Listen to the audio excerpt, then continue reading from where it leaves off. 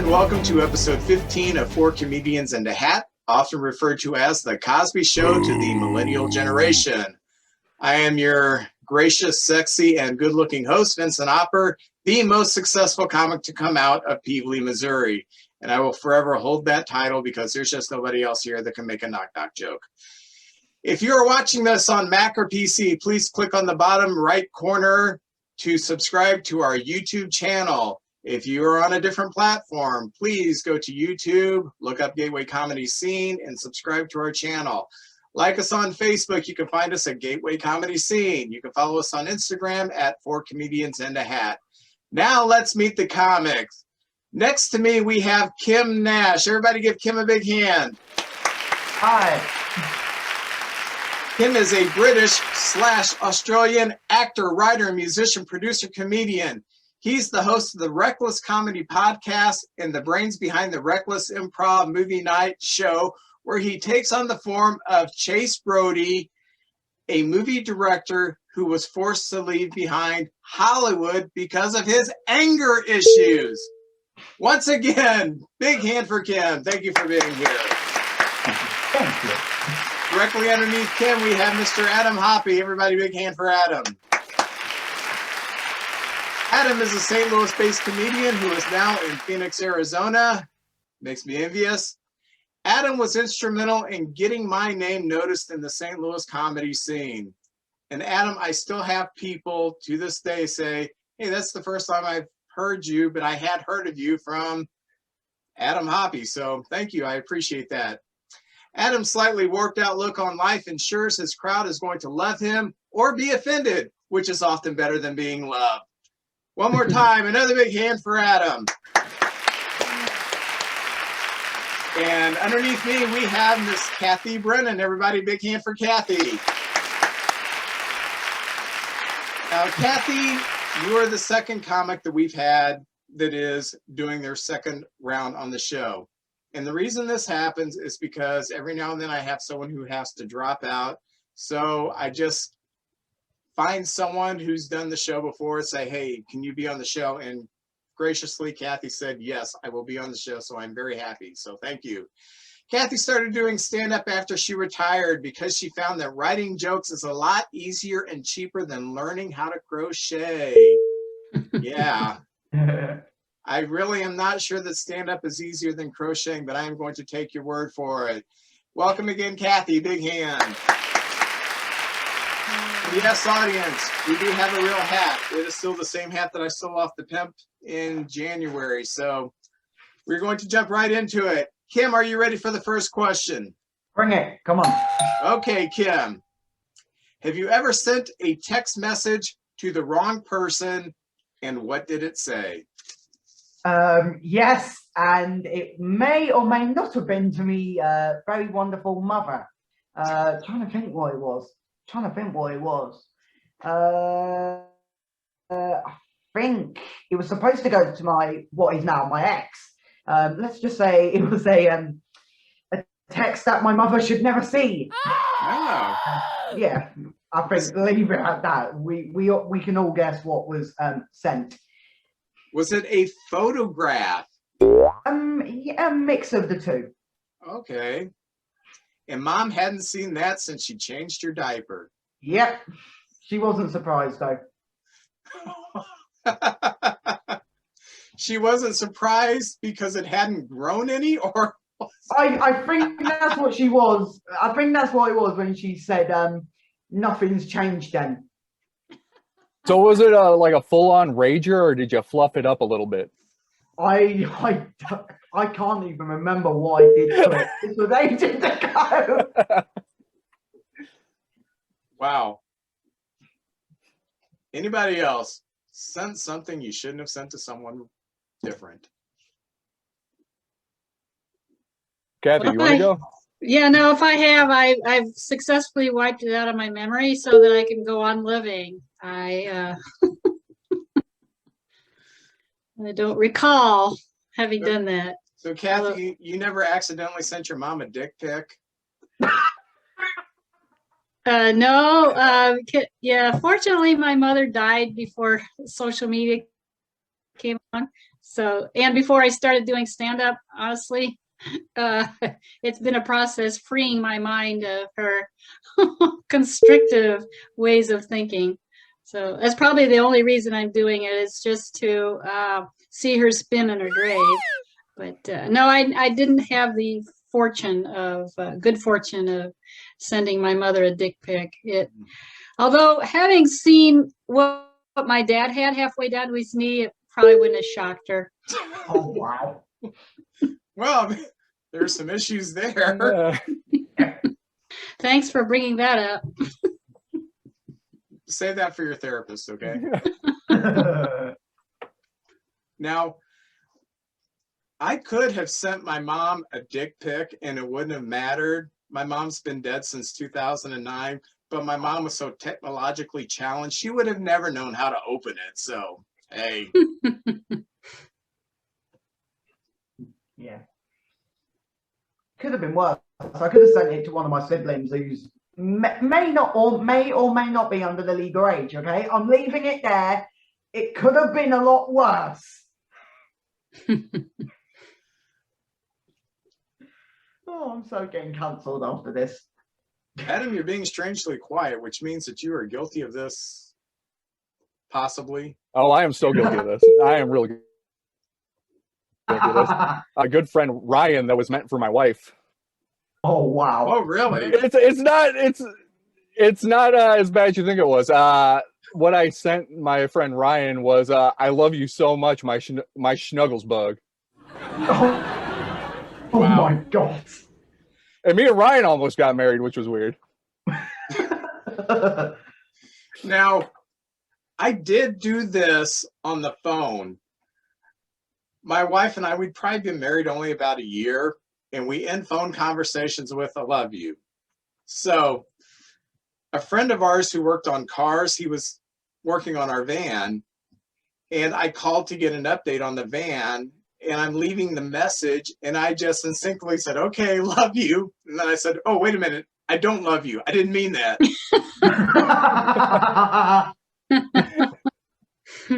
We're no longer friends, by the way. We didn't almost get married.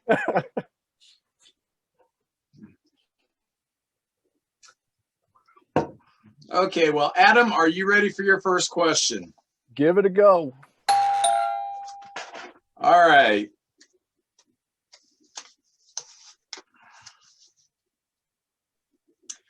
Adam, what is the funniest name you have actually heard used in the real world? In the real world. I went to high school with a gentleman. His name was Sir Robert. What the fuck? Sir Robert? Sir Robert. It was all one word. Sir Robert, all one word. And I thought that was great that his parents would give him a title he didn't earn right off the bat. Now, I know there are some Catholic families that, and this is an older practice, they would put Lord in front of the name. So if your name was like John, it would be Lord John. In fact, Isaiah Thomas, the basketball player, retired basketball player, his brother, he refers to as Lord Henry because they were Catholic and put that up there. Yeah, sometimes people will do that just to get an automatic respect. Instead of naming their child "Hey boy," they will give them something with more respect. Yeah, when I was younger, like whenever I used to get sent letters, they always put master behind it, and it's like I used to always look at it and go, "Yay, I'm uptight. People will give me respect." Here I am now. No one's giving me respect. So if they called you master and then you started working in a bake shop, would you be a master baker? I like that. I'll give you that. I always think of the Richard Pryor movie, The Toy, Master Bates. You guys remember that one? If you haven't watched The Toy in a while, give that a whirl. It's always a classic. Wow. That's good. That's good. Now, my dad, speaking about Hey Boy, my dad actually had a cat when I was growing up, and he named the cat Hey You. That works. The other's cat's name was Sam, so he had Sam and Hey You. But that wasn't a human being. Now, I've heard some different names. I've heard Ace. Actual Ace is a first name. Whenever I went to graduate school, I went to school with a guy named Ace. Did he have a pack of cigarettes rolled up in his sleeve? No. He was actually, being I went to a seminary for graduate school. He was actually very conservative, and so did he become Father Ace? he looked nothing like an ace. So I've always been tired of my name. I mean, Kathy, that just kind of pegs me as, being born in the 50s. And hey, yeah. And so when I go to a restaurant, I like to give different names when they want to take down your name to call you up. And nothing weird. My Heather is my favorite one. I just rather hear myself called out as Heather, and that infuriates my daughter. She thinks that's a sign of mental illness. Well, yeah, not really. It's just a way to have a little fun, as far as I'm concerned. Throw some masculine names in there, Kathy, from time to time. I could. I mean, I could just. I could basically do anything. Barack would be a good one. How about Sluggo? Just call yourself Sluggo. I have a coffee for Sluggo here. Yeah. I use Bob sometimes, and the reason I use Bob is because for some reason people don't. I'll say Vince and they say Dennis. So that's why I go by Vincent. As I've gotten older, I went by Vincent because it's easier to understand than Vince. But yeah, I would go into a place and they say, "What's the name?" I just say Bob. Then they'd say, "We've got a coffee for Bob," and like 30 middle-aged men walk up there with strange names. So, Right. Well, you know how I feel about this, Vince. I think you need to go by Vinny Hoppe. oh yeah, You need to take on Vinny Hoppe. yeah. I was in Perryville. This was less than a year ago, and one of the comics there, I said, "I don't think I've met you." He said, "No, I haven't met you before, but I remember Adam Hoppe did a bit about your name." So, oh yeah, kind of got me noticed. It finally paid to have a strange name. So, Yeah. but at least my name isn't Marissa. That's. What your name is coming through in the corner, Adam, by the way. I guess it's actually Marisa. My wife's Oh. name is Marisa. She gets Marissa all the time. And yeah. Oh, Too bad you're on the other side of the country, Vince. You might get Yeah. a talking to. All right, Kathy, are you ready for your first question? I sure am. Okay. Well, this is strange. Would you rather be a hobbit or an elf for a day?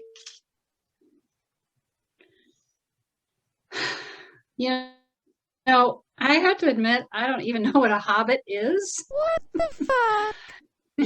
I know. Well, yeah, somebody who's named Kathy may not know actually what a hobbit is, because is that referring to a particular series of movies which came out maybe when I was busy having kids or something? So I would much rather be an elf.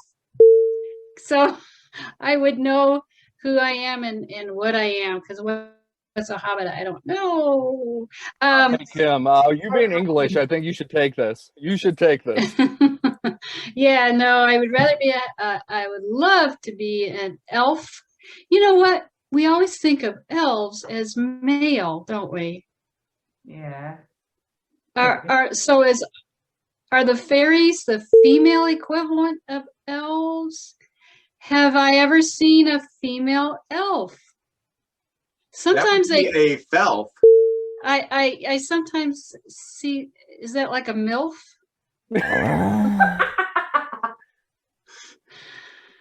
Sometimes A fairy involved in lovely fellatio.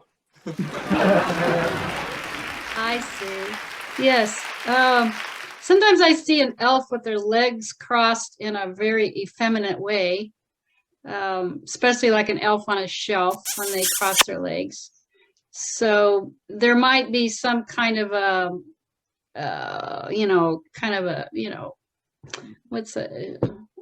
what do you call that?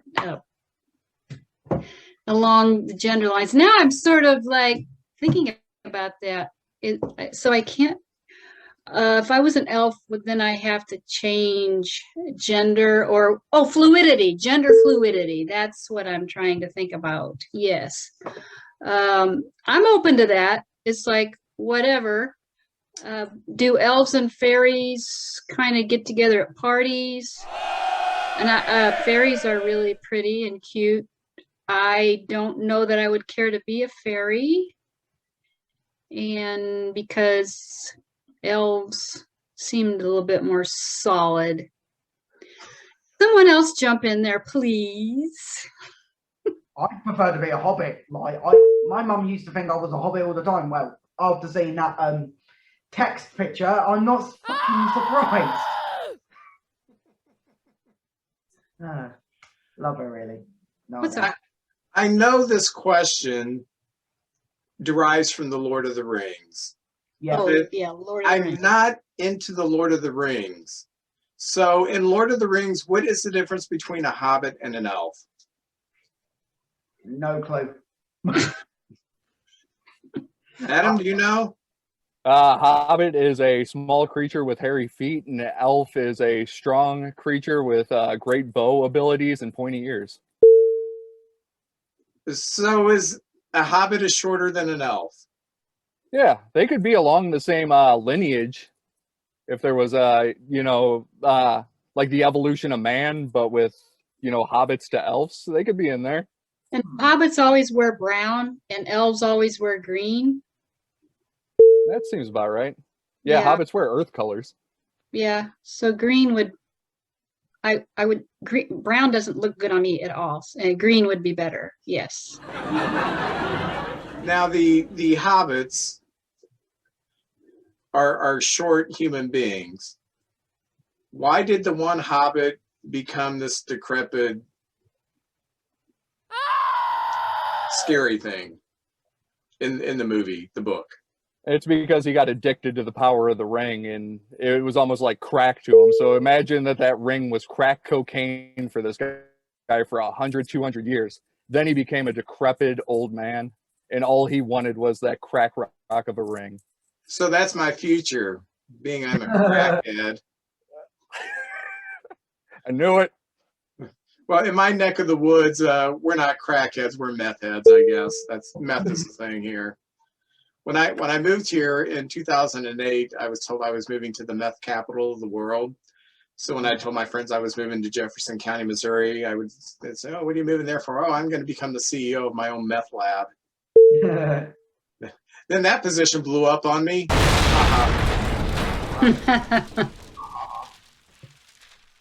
Yeah, but back to the question. I would definitely prefer to be a hobbit just because they get to go out on adventures. They get to leave their home and go out to other places. Every other creature seems to stay in their own realm. They don't really go anywhere except for a choice few. But, more than one hobbit gets to go on an adventure. So I'd much rather be a hobbit. Okay. But don't they have to go out in clusters to go on adventures? Otherwise, they would be ravaged by all the taller creatures in Middle Earth. Wouldn't you want to have some friends with you on your adventure? Nope. I would. No? Nope. Kym doesn't have any friends. I know, Or right? doesn't like his friends. That's why I became a stand-up comic. It's like, no one loves me. Let's go to pubs and find out who loves me. Drunk people. Well, at least you have that. Drunk people hate me whenever I'm doing a show. Yeah, it's just like, hey, high five. Fuck off. Okay, cool. All right, Kym, are you ready for your second question? Yeah, go for it. Okay. What movie would be greatly improved if it was made into a musical? Wow. I don't know really. I mean, like, if we're gonna talk movies that could be improved, like Grease, Wow. that's one thing. Like, just redo the ending. Just get rid of the ending. It makes no fucking sense. Yeah, they don't need to fly away into the sky at the end. It just takes it all out of reality. And yeah, I hate the ending. I hate the ending. It took a dark turn very, very quickly. But yeah, I don't know really. I think just or just delete. No, oh, Titanic is a musical. Just imagine that. Is it a musical? I don't know. It could be. You could easily. Yep. Just imagine that. We're going down, down, down, down. Oh shit, shit, shit. Have you seen the episode of The Simpsons where they do the play A Streetcar Named Desire as a musical? Oh, Yeah. I do remember that. Yeah. That's great. I would love to see that. Yeah. I think it might lighten up Taxi Driver a little bit to add some songs. The opposite of that is I love musicals. I cannot stand West Side Story. I don't want gang warfare and then everybody singing and dancing when someone dies. Oh, A happy tune. how many times have you watched it, Vince? Really, that is the best musical I've ever never made. seen it. It's the best. I'll put my reputation on it. That's the best musical ever made. Mm. I will fight you on that, man. Book of Mormon close second. My daughter, she's really into musicals and she loves it. And we fight about this at least once every 5 years. It's a terrible musical. I would like to see King Kong as a musical. Yeah, that would be great. Yeah. Yeah, I would enjoy seeing horror movies as musicals. I had a buddy of mine that I was working on a script for a musical, for a Halloween musical with Michael Shut up. Myers. And that the reason that he kills people is because that's how he shows his love. So all of the singing is going on inside of him internally. And then I found out somebody actually did make a musical for Halloween. I haven't done any research into it, but yeah, I might have to do that after I get off. I can imagine. I love you. You gotta die, die, die. Now, there was a musical that was made in the 70s, and it was an updated version of Phantom of the Opera. It was called Phantom of the Paradise, and it was a rock musical.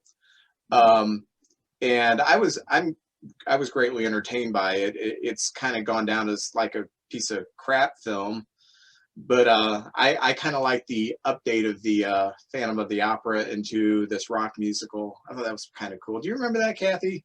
No. Oh, Paul Williams, you know, the diminutive songwriter. Oh, yeah. He was in it, and gosh, I can't remember who else was in it, but yeah, I was entertained. Would you like Bridesmaid better if it was a musical?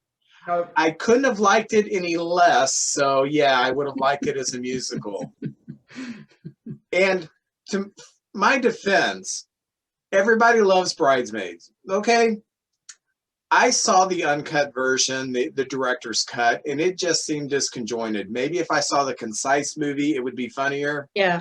Director's cuts are always shit. I thought the whole movie was, and then I felt guilty because my daughter thought that I was just, female bashing because it was a female gross out movie. No, I just didn't laugh. Came down to that. No. How about Jaws as a musical? It sort of is already, I think. It's all to an extent. You can just imagine, hey, eat. Nom nom nom. Nom nom nom. We're going to need a bigger boat. We're gonna need a bigger boat. Oh, not again. And then it would still have the show me the way to go home. Same way as it was, and it'd be fine. There you go. Maybe it is kind of a musical because that's a good little number in that, It shows the camaraderie of those three men on that ship, singing that song, and then Jaws fucks them up. That's right. That's good. Good. Adam, are you ready for your next question? I guess.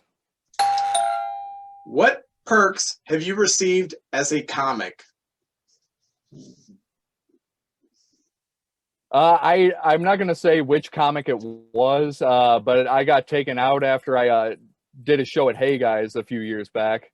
And the comic that I went with took me to a fancy cigar bar in the central west end of St. Louis and bought expensive drinks, cigars. It was a really good time. So that was definitely a perk. And he gave me some life knowledge that he had. Really? Yeah. So that was definitely a good time. Man, whenever I do shows at Hey Guys, I was lucky to get paid, man. I didn't get paid at that show. I definitely did not get paid at that show. Oh, I've got some Hey Guys stories. And they're not good. Yeah, turn that into an episode. Kym, Hey Guys was a comedy club that was in the Metro East area of St. Louis. And yeah, the owner was a little shady. I guess I can put it that way. Pretty much like nearly every promoter in the UK. Right, any promoters in the UK watching this, I've got nothing against you. Just, stop being dicks. And pay me, please. I'm waiting for my first paid gig. Now, I did just Friday, I got a perk doing an open mic. Me and another comic, we drove up to Mason City, which is about 2.5 hours north of us. And there's this little dive restaurant thing in this really small town. So we went there to eat, and the owner of the little place that is their show tonight, they recognized the friend I was with who goes there frequently. He said, "That's just open mic."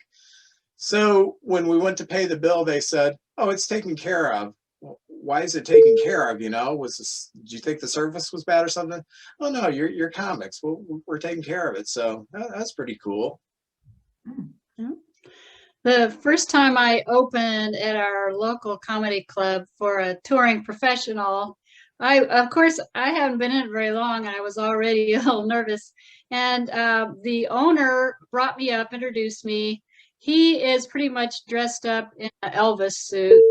And then when I go up to shake hands, he takes my hand and kisses it. And then he looks deeply into my eyes and says in his best Elvis voice, "This is what you've been wanting." Wow. You know what? This is what you've been wanting, baby. Wow. Yeah, I know. My mind was totally blown. Gosh, I've never had that sexual perk, I I've didn't gotten see hit it as a on perk after. somehow. I've Yet gotten no hit one on has after ever. set. Go ahead. Oh, I was going to say I've gotten hit on after sets. Sometimes good, sometimes bad, but I was involved at the time, so I kind of had to blow them off. But it's nice that the invitation was there. Yeah. Yeah. I invited you. You turned me down. I didn't take it personally. So I do remember this one gig I did back in September, and it was like I was on the bill of a relatively professional comedian. I'm not going to name names because I'm not a little PR slut. Yeah, I think one of the perks I got from that night was what every comic wants at a gig: a free open bar. Top tip: me plus open bar equals me hugging a lamppost on the way home. Even the like organizer said, "Right, look, you've got to go home. You are drinking too much and you are laughing way too fucking loud." I'm not the best with alcohol. Alcohol does not go well with me. The fact that I'm getting asked to leave and I'm walking out and I'm just trying to hug everything I walk past. I'm trying to hug the rails. I'm trying to hug the guy running the tech. At one point, I tried hugging a fire escape. Fire escape is about this big. So it's just like, yeah. And my mate is just like, "Come on, for fuck's sake." That's what it's like when Ricky Gervais gets you pissed. Yeah. Yeah, I think we've all had, been to shows where you get, you first drink comped, or, give you the little wooden token. But there's a place that I do a show at frequently in Perryville, Missouri, that they have craft beers, so you get a free craft beer, and they'll also make you a free pizza. And I'm not talking about like a frozen pizza. I'm talking about, wood-fired pizza. It's like really nice. You don't get paid to do that show, but I get pizza and beer. I'm okay. To be fair, the gig in the story I just told, the funny thing is I've not been invited back ever since. So I wonder why. On No Ricky telling who Gervais's you shit hug. list. I wish. No joke, the organizer just went, look, he said it in the way of like, oh, we're full up for the next year. And it's like, there's a fucking pandemic on you. Pandemic. How much do you really believe this? Like, do you expect me to believe it? And he's just like, okay, look, let's be honest. You got pissed, and you genuinely pissed a lot of people off. And it's like, come on, I could have pissed in your mouth. Like, and I would have pissed you off. I'm here all week. Kathy, are you ready for the final question of the afternoon? Because this is the afternoon. Sure. Okay, drum roll, please. Kathy, if you could morph two animals to make one super animal, what two animals would you choose and why?